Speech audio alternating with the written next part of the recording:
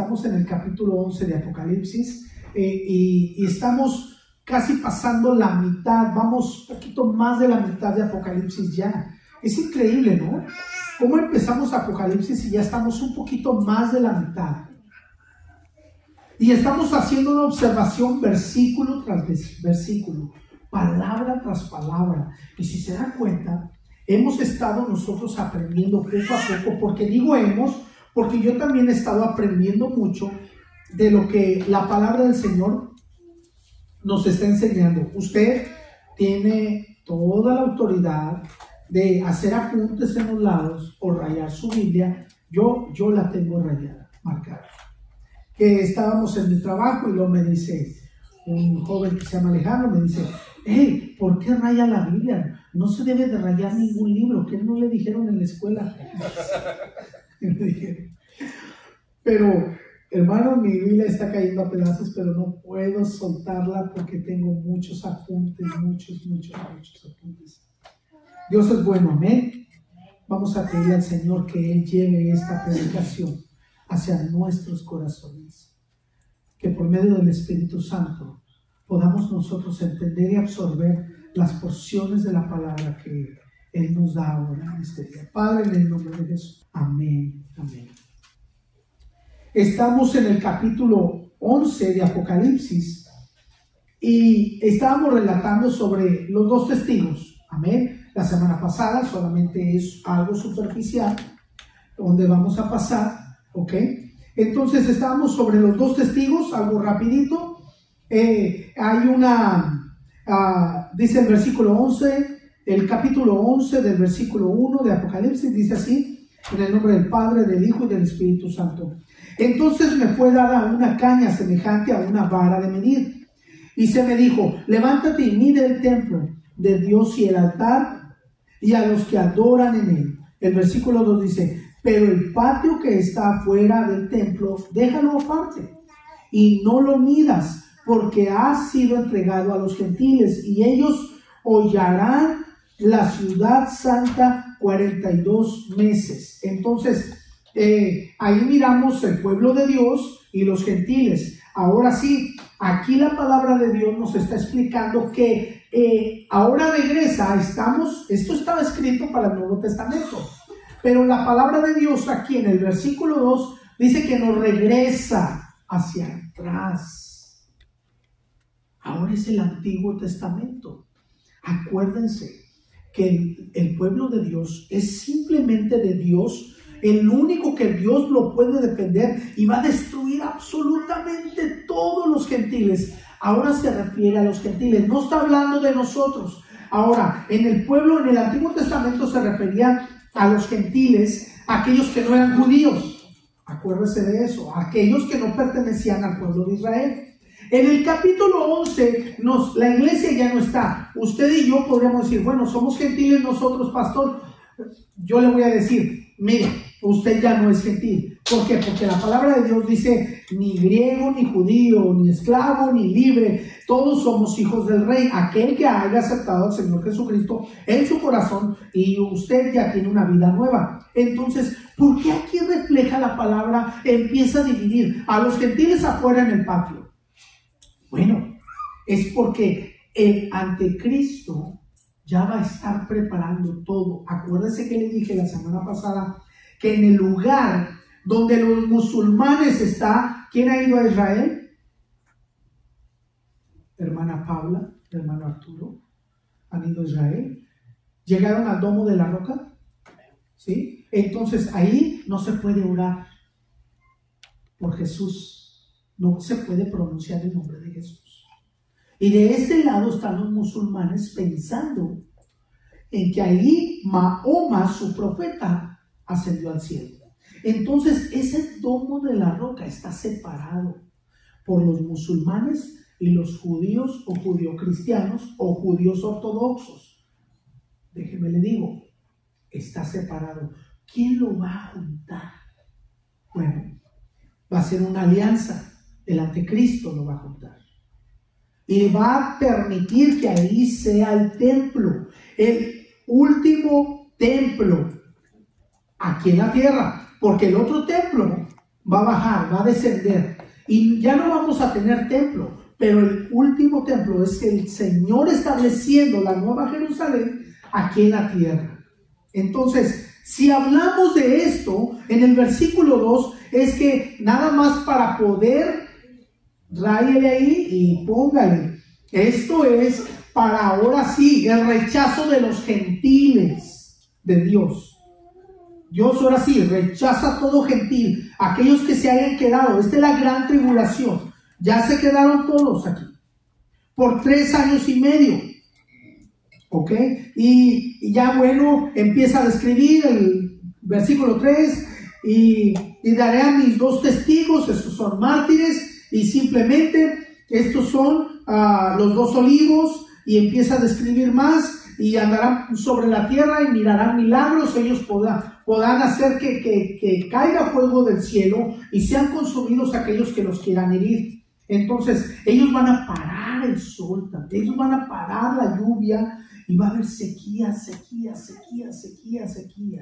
Por ejemplo, ellos van a ir a la ciudad o al país de, supongamos, a Estados Unidos, y para la lluvia, en todos lados va a llover, menos aquí. Ellos van a ser los testigos de Dios y van a ir por todo el mundo, dejándoles saber a toda criatura, porque nadie se puede escapar de la ira de Dios. Así es que ellos son los predicadores, los últimos 2 predicadores en la tierra, dejándoles saber a todo el mundo quién es Dios. Así cuando estén en el tribunal, les van a decir: el último que te predicó fue este y fue este. Así es que tú no estás absuelto de nada. Yo te lo dejé todo. Yo te lo dejé saber. Te mandé los últimos 2 testigos. Así es que tú estás siendo condenado. Me rechazaste.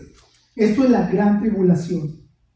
Amén. Ahí vamos. Entonces ya empieza los 2 testigos, y al final de que ya ellos hayan, podemos decir quiénes son, no podemos decir, podemos decir, va a ser un axioma, en una forma que nosotros podamos medio entender. Podemos nosotros decir simplemente que puede ser Elías y Moisés, o puede ser Elías y algo otro más.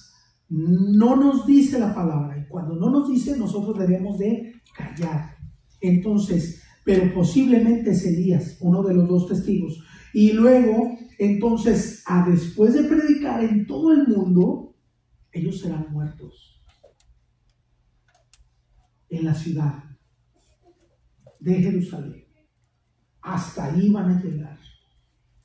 Y van a ser muertos y no los van a enterrar. ¿Por qué usted cree que no los van a enterrar? ¿Por qué usted cree que se puede imaginar por qué no los van a enterrar?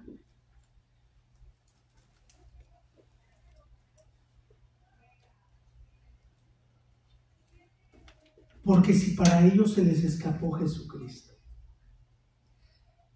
esta vez el diablo no va a querer que ellos se entierren.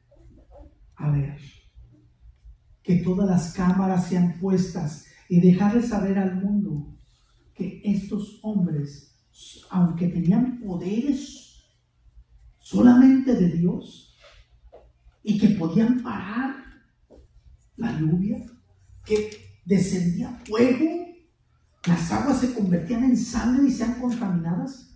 Vamos a ver de qué están hechos.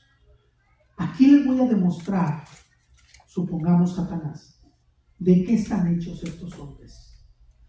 Ahora sí, pongan todas las cámaras de todo el mundo sobre ellos y no los vamos a enterrar. ¿Quién nos viene a rescatar? ¿O no? ¿Quién nos viene a rescatar? Vamos a observar. Entonces todas las cámaras de todo el mundo están puestas sobre los 2 testigos. ¿Y qué es lo que dice la palabra? Dios los resucita. ¿Se imaginan ustedes? Después de 3 días y medio. ¿Y por qué 3 días y medio? Sobre el tiempo de los 3 años y medio, una calamidad sobre la tierra. Y decir, bueno, una tras una, minuto tras minuto, 3 años y medio. Escuchen esto. Esto es algo que va a acontecer en todos los que se hayan quedado en la gran tribulación y van a observar por medio de las cámaras que ellos se van a levantar, que ellos van a resucitar. A Jesucristo, bueno, muchos dicen, no, Jesucristo robaron el cuerpo, así dijeron los romanos, y luego pusieron a otro cuerpo ahí en ese lugar, que no era Jesucristo. Entonces, dicen los historiadores, Flavio Josefo, Plinio, entonces ellos escriben y dicen, ellos creen en el Señor Jesucristo, por lo cual no hay ningún cuerpo, nunca se halló un cuerpo. Estamos hablando de esos historiadores que están fuera de una religión, de un contexto religioso, ni tampoco creían en Jesús, pero simplemente ellos escribían. ¿Qué significa esto? Que si supuestamente al diablo se le escapó Jesucristo y quiso dar a entender a la gente, quiso demostrarles que estos 2 testigos no iba a pasar nada con ellos. Pero ¿qué pasó? Resucitaron. Resurrección. Esa es la palabra. La palabra correcta, se levantaron sobre sus pies. Eso significa resurrección. Y después en el versículo 12 y 13, y oyeron una gran voz del cielo que les decía, subid acá. Y subieron al cielo en una nube, y sus enemigos los vieron. ¿Quiénes? Los moradores de la tierra, los presidentes. Todos los presidentes de todo el mundo estaban puesta la mirada sobre ellos, sobre la santa ciudad. Versículo 13. Y en aquella hora hubo un gran terremoto y la 10ª parte de la ciudad se derrumbó. Por el terremoto murieron en número de 7,000 hombres. Escuche esto. Aquí se aclaran las cosas. No la primera parte, ni la tercera parte, ni la cuarta parte. Dice, había un gran terremoto y 7,000, exactamente 7,000 hombres. ¿Cuáles son esos 7,000 hombres? Esos 7,000 hombres son expertos en observar y mirar, que estaban en contra y diciendo, ¿saben qué? Mátenlos, síganlos a donde quiera que iban. Trataban de llegar en sus, supongamos, en aviones supersónicos, porque nosotros ya sabemos que existe la tecnología y que los aviones supersónicos pueden llegar ¿a cuántos minutos? ¿A cuántos minutos pueden llegar y transportarse desde Los Ángeles hasta Nueva York? ¿Se acuerdan de las Torres Gemelas? En minutos, en unos aviones que solamente podrían mirar por la televisión, rompía casi el viento. Ahora un avión de esos de combate casi traspasan a esa velocidad. Los van a seguir, los van a buscar y van a mirar. Y esos 7,000 hombres que están buscando matarlos, o que intentaban matarlos y después resucitaron, ya estaban muertos. Se mandaban,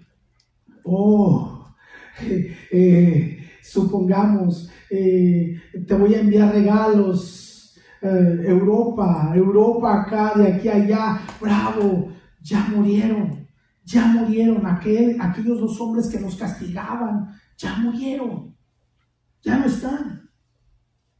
Simplemente estos 7,000 hombres son aquellos hombres que estaban buscando acabar con ellos. Y se aterrorizaron y dieron gloria, y los demás se aterrorizaron y dieron gloria al Dios del cielo. El versículo 14. Y ya vamos a entrar en los versículos que vamos a trabajar. El segundo ay pasó. Escuche esto, ya este es el segundo ay. El segundo ay es calamidad. Ay es calamidad, es dolor, es ira de Dios. El segundo ay pasó y aquí el tercer ay viene pronto. Viene pronto. Y aquí entramos al capítulo 11, versículo 15. La 7ª trompeta va a ser sonada. Esto es increíble, hermanos. Esto es increíble. Antes de que se toque, déjenme le digo, antes acepto que siempre en la séptima trompeta hay un silencio en el cielo. ¿Por qué? Porque lo que viene es atroz para la tierra.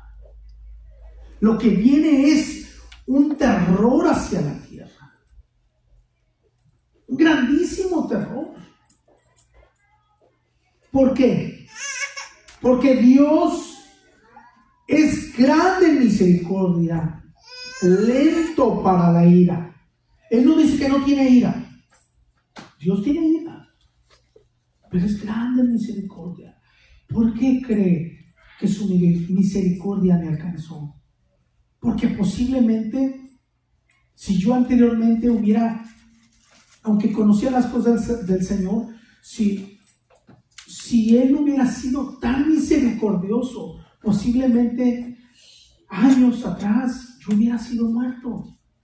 Porque estaba mal delante de Dios. ¿Qué pasa?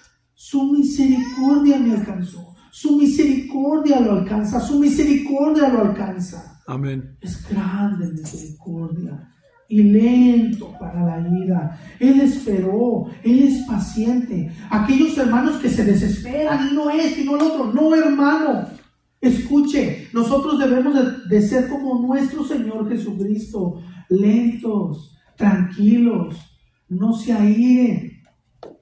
La ira es del diablo. La ira es del diablo. Si algo me molesta o algo le molesta, tranquilos. La ira es del diablo. La ira es del diablo. Y aquí entramos al versículo 15. Así dice: y el séptimo ángel tocó la trompeta y hubo grandes voces en el cielo. Ahora ya no es una voz de un ángel, sino son grandes voces en el cielo. Y escuche esto, dice así la palabra de Dios: y hubo grandes voces en el cielo que decían: los reinos del mundo, escuche esto, si es una voz grande es porque van a gritar a voz en cuello y dicen: los reinos del mundo han venido, han venido. Y esta es una palabra griega donde significa la función futura. Han venido, auristo.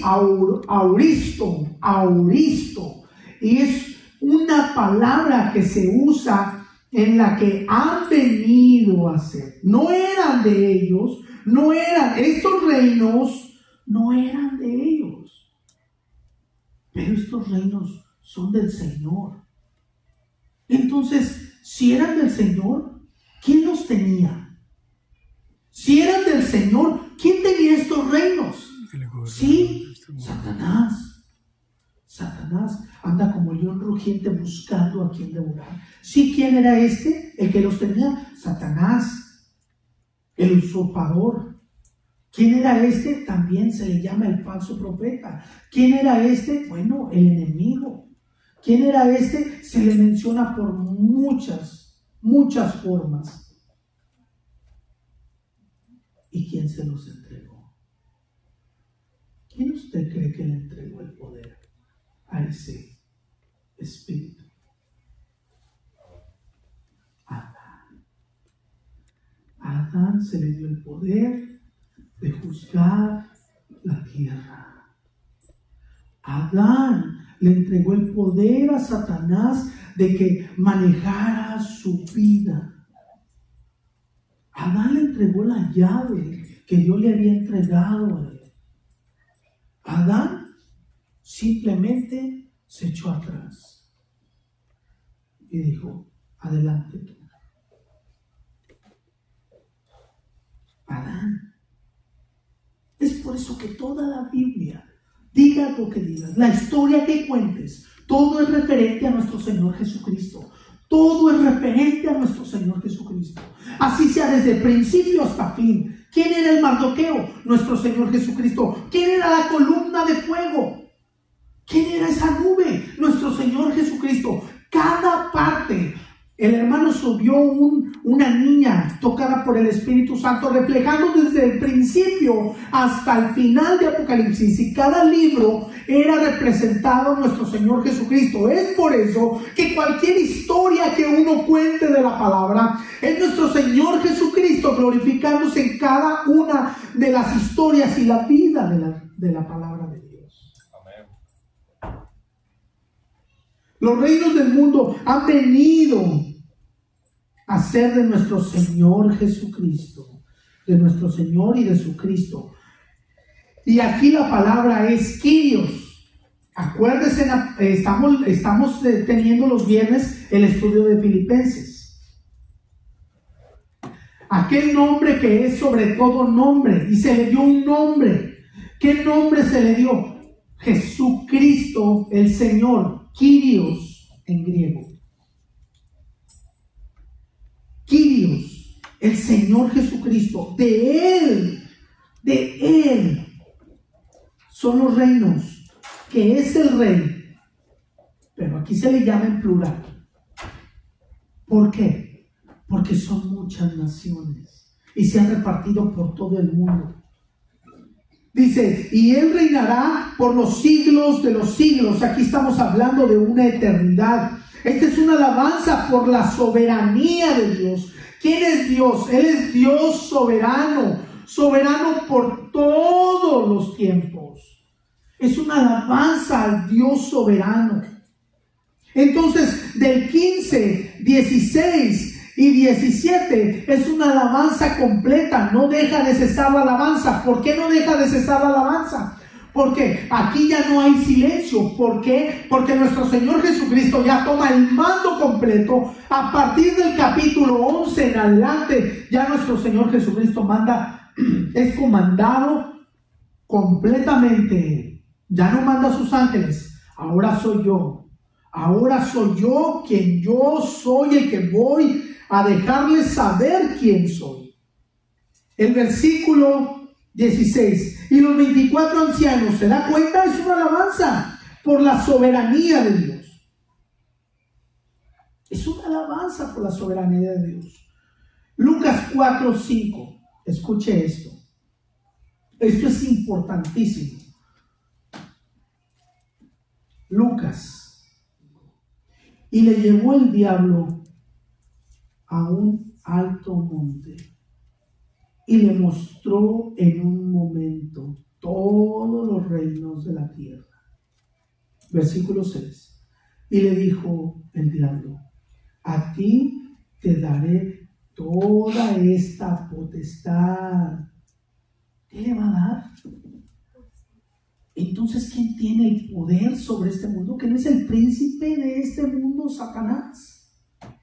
Él es el príncipe de este mundo. También se le llama el príncipe de los demonios. Escuche esto.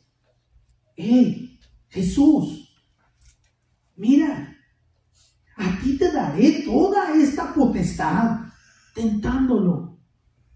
Y la gloria de ellos. Entonces, cada nación tiene su gloria. Escuche.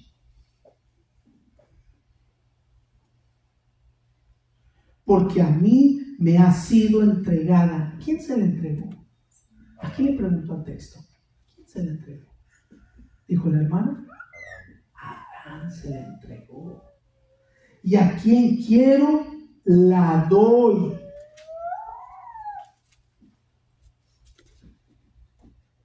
Satanás ridículo. Qué miserable, ¿no? A quien quiero se la doy, pero no sabe con quién estaba hablando. Escuchen, no sabe con quién estaba hablando. Porque a mí me ha sido entregada y a quien quiero se la doy. Si tú postrado me adorares, todos serán tuyos. Respondiendo Jesús, vete de mí, Satanás. Porque escrito está, al Señor tu Dios adorarás y a Él solo servirás.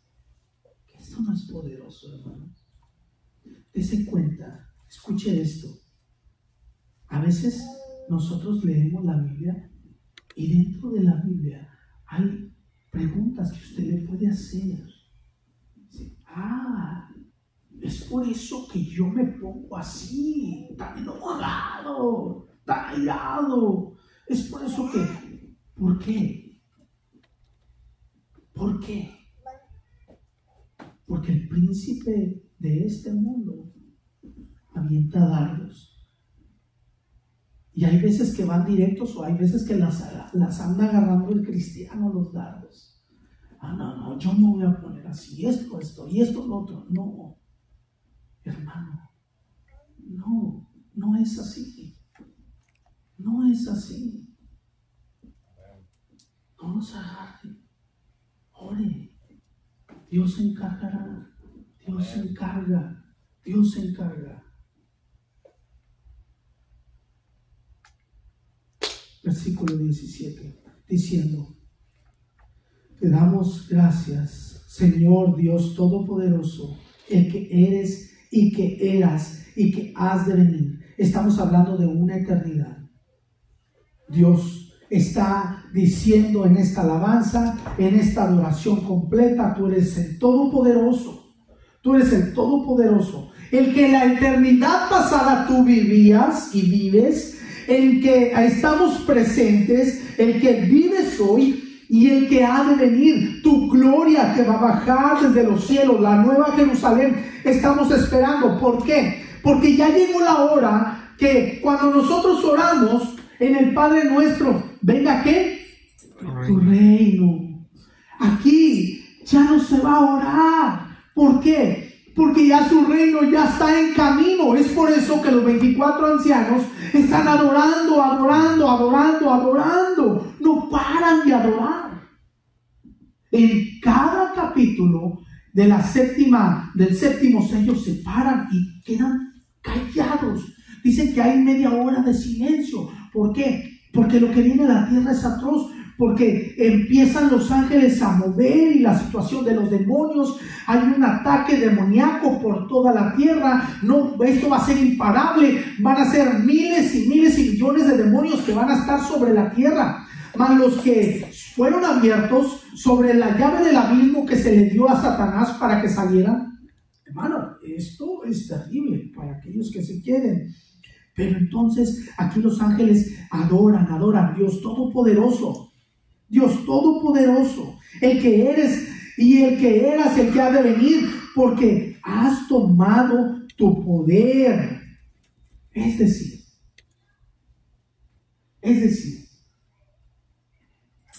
¿qué decía Satanás? Yo te voy a dar la potestad si tú me adoraras. Si tú me adoras, yo te voy a dar la potestad. No, yo no te la estoy pidiendo. Porque esa misma va a regresar a mí. Aquí está claro. La potestad de Dios regresa a Él. Pero no porque se la pidió a Satanás, sino porque Él siempre ha tenido el poder en sus manos. Amén. Nada más que esta es una misericordia de Dios para que el hombre se arrepienta. Amén. En lo absoluto. Y el versículo 18, aquí está el ataque.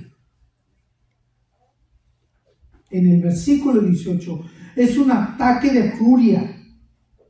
Y se airaron las naciones, lee aquí el versículo 18, y se airaron las naciones y tu ira ha venido otra vez la palabra griega, lo que significa, y tu ira, o sea que el Señor ya tiene ira, el Señor.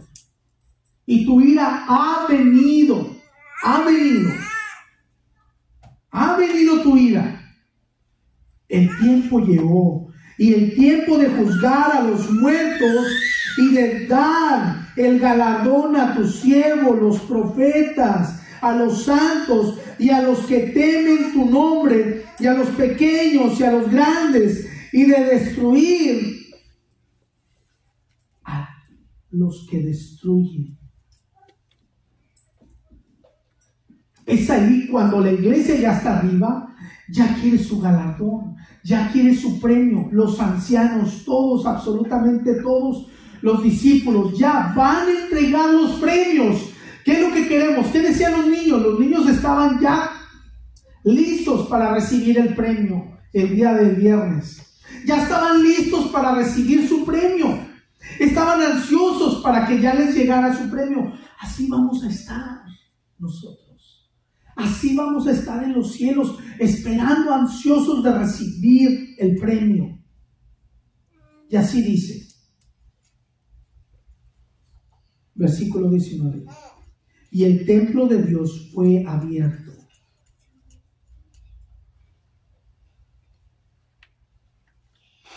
En el cielo, y el arca de su pacto se veía en el templo. Entonces, miremos este texto. El cielo de Dios fue abierto y se miraba el arca del pacto. Allá arriba hay un templo, hermanos. Allá arriba, lo que me dice la Biblia es que arriba hay un templo.